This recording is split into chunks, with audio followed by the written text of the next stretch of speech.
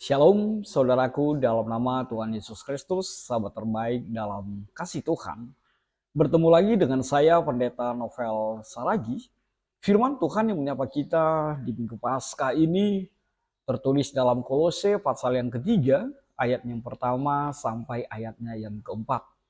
Namun ada baiknya kita bersatu dulu di dalam doa. Kita berdoa. Terima kasih Tuhan buat anugerah-Mu, kasih setia-Mu, bahkan sukacita melimpah.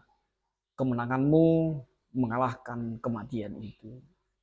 Kami puji, kami sembah Engkau Tuhan dengan seluruh kehidupan kami. Satu kerinduan kami mau dengar akan firman, maka berfirmanlah Engkau Tuhan, sebab kami siap untuk menerima. Amin. Shalom saudaraku dalam nama Tuhan Yesus Kristus, sahabat terbaik dalam kasih Tuhan. Seperti yang saya sebut tadi, bahwa firman Tuhan yang menyapa kita pada saat ini tertulis dalam Kolose pasal yang ketiga, ayatnya yang pertama sampai ayatnya yang keempat. Begini firman Tuhan. Karena itu, kalau kamu dibangkitkan bersama dengan Kristus, carilah perkara yang di atas, di mana Kristus ada, duduk di sebelah kanan Allah. Pikirkanlah perkara yang di atas, bukan yang di bumi. Sebab kamu telah mati, dan hidupmu tersembunyi bersama dengan Kristus di dalam Allah. Apabila Kristus yang adalah hidup kita menyatakan diri kelak, kamu pun akan menyatakan diri bersama dengan Dia di dalam kemuliaan. Demikian firman Tuhan. Saudara-saudara yang diberkati dalam nama Tuhan Yesus Kristus, kemarin kita pakai baju putih, terus Jumat kita pakai baju hitam. Kalau hari ini bisalah baju kita outfit atau dress code ya. Bisalah yang berbunga-bunga, berflower-flower, berkembang-kembang gitu ya. Sebab apa? Tentu kita semua punya jawaban yang pasti. Yesus menjadi pemenang. Yesus mengalahkan maut itu. Dan benarlah firman Tuhan yang mengatakan, hai maut, di manakah sengatmu? Ternyata kematian itu hal yang paling menakutkan dalam kehidupan manusia. Itu juga Tuhan Yesus kalahkan. Yesus bangkit dan mengalahkan kematian itu. Pesan yang luar biasa di dalam firman Tuhan pada saat ini di Paskah kita, di kebangkitan Tuhan, tidak lain adalah seperti apa yang dikatakan oleh tema kita, dibangkitkan bersama Kristus. Artinya apa? Kita diajak memahami dan mengimani bahwa kalau Tuhan Yesus bangkit, maka kita juga dibangkitkan. Maka orang percaya, maka orang beriman kepada Tuhan yang mengalahkan kematian di kayu salib itu juga mendapatkan kebangkitan yang sama bersama dengan Kristus. Oleh sebab itu Paulus mengajak kita untuk memahami dan memaknai arti kebangkitan di tengah-tengah kehidupan kita. Apa itu? Paulus mengatakan kepada jemaat di Kolose dan pada kita saat ini, untuk carilah perkara yang di atas. Dan itu menjadi salah satu contoh pribadi yang dibangkitkan bersama dengan Kristus. Itu sebabnya kalimatnya mengatakan, karena itu kalau kamu dibangkitkan bersama dengan Kristus, carilah perkara yang di atas. Artinya, orang, pribadi, kita yang telah mengalami kebangkitan bersama Kristus itu, ciri-cirinya adalah mencari perkara yang di atas. Saudara yang diberkati di dalam nama Tuhan Yesus Kristus. Apa yang mau dikatakan Paulus dengan kata mencari perkara yang di atas? Carilah perkara yang di atas. Saudaraku, di dalam nama Tuhan Yesus Kristus, kata mencari itu berasal dari kata zeteo, yang berarti bukan hanya bicara tentang mencari sesuatu yang hilang, tapi ini bicara tentang apa yang terpenting dan harus diraih, harus dikejar di dalam kehidupan kita. Bahkan lebih dalam lagi mengatakan, kata mencari dimaksud di sini adalah meletakkan hati pada. Maka Paulus mengatakan, carilah perkara yang di atas. Carilah perkara yang di atas artinya, letakkanlah hatimu, kejarlah, carilah untuk sesuatu yang bersifat kerajaan Allah, untuk sesuatu yang bersifat tempat Yesus, untuk sesuatu yang bersifat kekekalan di tengah-tengah kehidupan kita. Apa yang membuat kita hilang? Apa yang membuat hidup kita tak bermakna? Apa yang membuat kita mati di tengah-tengah kehidupan di dalam dunia ini?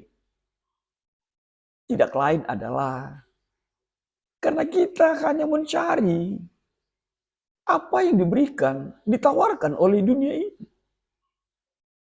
Kita cari harta, kita cari kuasa, kita mencari jabatan, kita mencari kedudukan, kita mencari posisi. Kita lupa firman Tuhan yang mengatakan kita bukan warga kerajaan dunia. Kita adalah warga kerajaan sorga. Maka Paulus mengatakan, carilah apa yang Tuhan mau, inginkan di dalam kehidupan kita. Mencari perkara yang di atas. Artinya apa? Seperti firman Tuhan yang mengatakan di dalam kehidupan kita,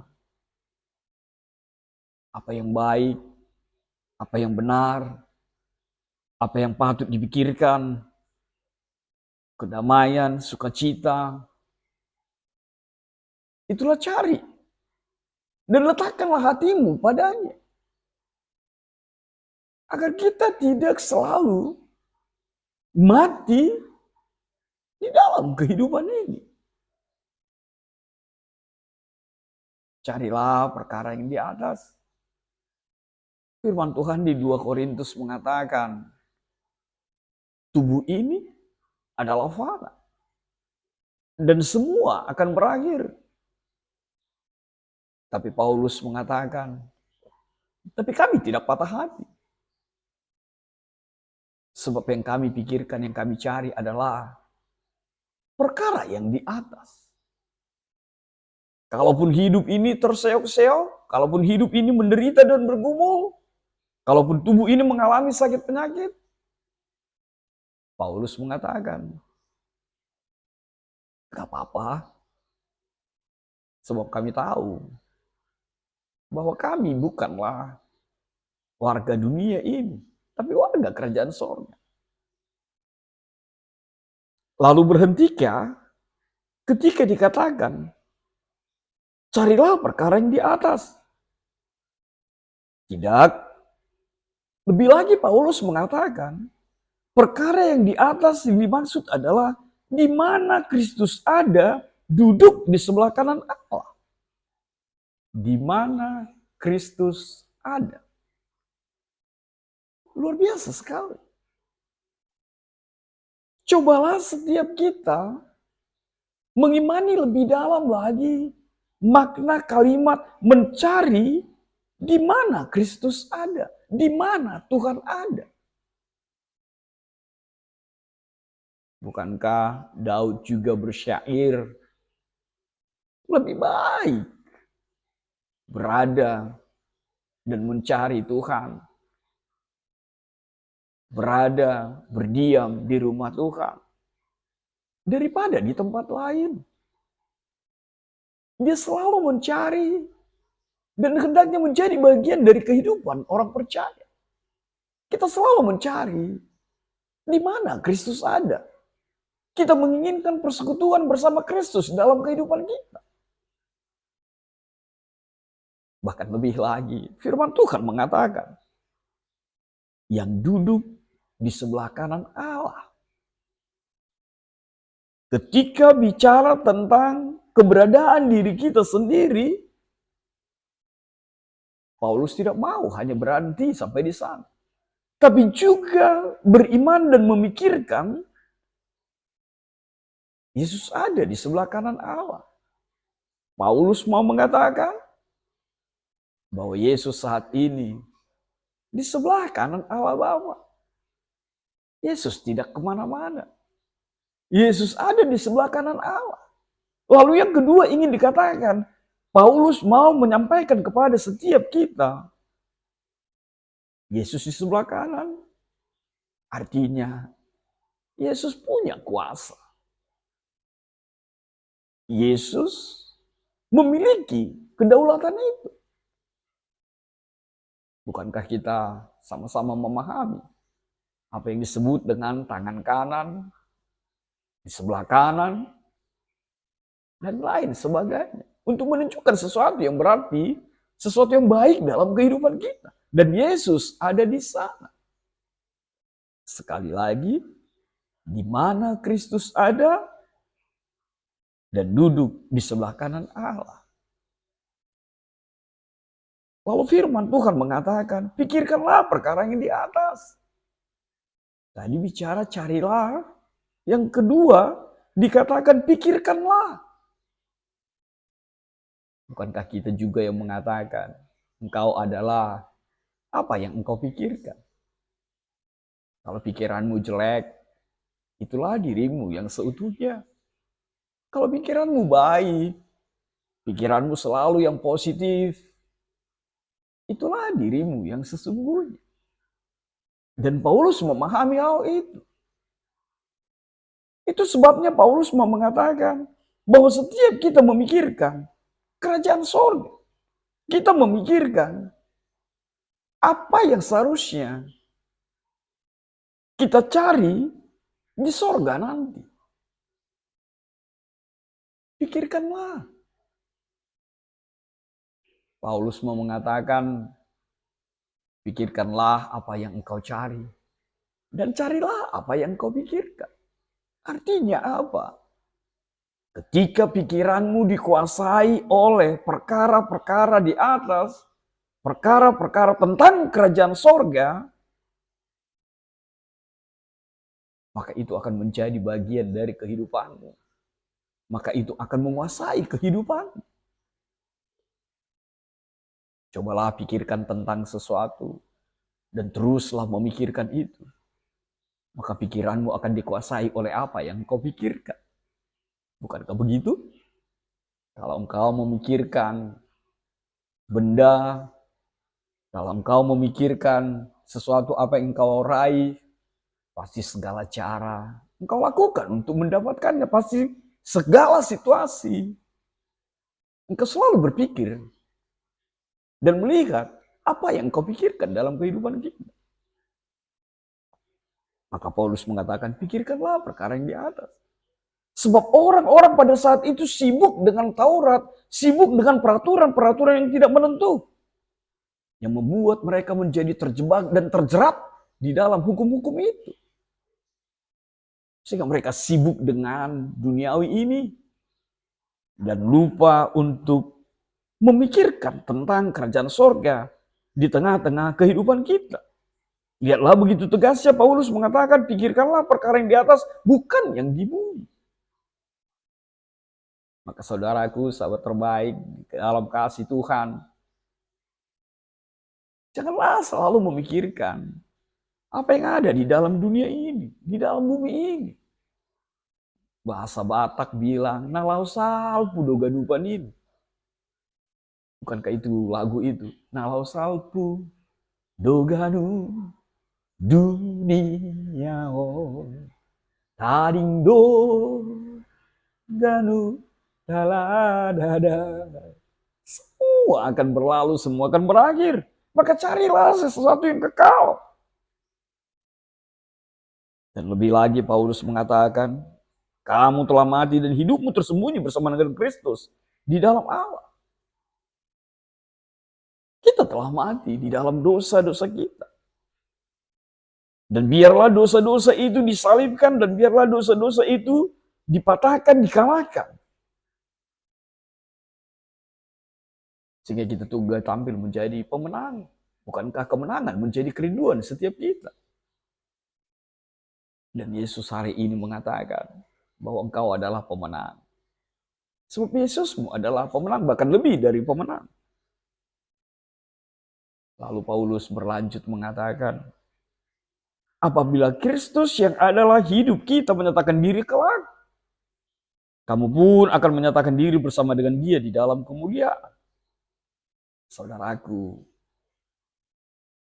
hidup ini adalah kesempatan. Itu sebabnya Paulus mengatakan, menyatakan diri kelak. Yesus masih memberikan kesempatan baginya. Yesus masih memberikan kesempatan bagi setiap kita. Maka pakailah kesempatan itu. Kita nggak tahu kapan akan berakhir. Tapi Paulus mengatakan, apabila Kristus menyatakan diri kelak, kita nggak tahu kapan. Tapi sepanjang hidup ini, nafas ini masih milik kita. Detak jantung ini masih berdetak. Carilah perkara yang di atas. Pikirkanlah perkara yang di atas. Jangan sibukkan dirimu dengan dunia ini. Jangan beri hatimu hanya untuk dunia ini. Tapi pikirkanlah, carilah kerajaan Allah. Seperti Matius 6 yang mengatakan, carilah dahulu kerajaan Allah, maka segala sesuatunya akan diberikan kepadamu. Itu makna kemenangan. Itu makna kebangkitan yang sesungguhnya. Lalu apa yang bisa kita petik menjadi refleksi buat kita di dalam firman Tuhan pada saat ini? Yang pertama sekali, selalulah memikirkan kerajaan Allah dan berbuatlah untuk mencapainya. Artinya apa? Jangan hanya memikirkan, tapi tidak berbuat. Yang kedua, berpikir dan mencari itu bisa dimulai dengan setiap hari bergaul karib dengan firman Tuhan. Marilah mencoba membaca Alkitab satu pasal setiap hari. Sehingga hanya firman Tuhan yang kau pikirkan dan kau cari dalam kehidupan. Lalu yang ketiga, tema kita mengatakan dibangkitkan bersama Kristus. Maka bangkitlah dari keterpurukanmu. Jangan jadi pecundang. Tuhan telah memenangkanmu. Apapun pergumulanmu pada saat ini. Apapun penderitaanmu. Bangkitlah.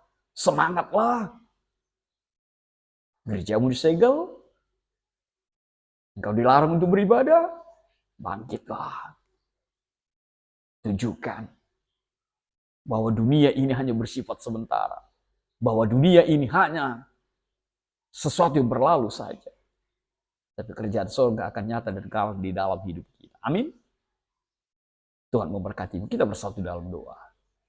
Terima kasih Tuhan buat kebenaran firman-Mu. Biarlah firman-Mu menjadi kuat kami. Bahwa kami juga dibangkitkan bersama-sama dengan Tuhan. Mengalahkan kematian itu sendiri. Dalam kasih-Mu Tuhan, kami berdoa dan ucap syukur. Amin.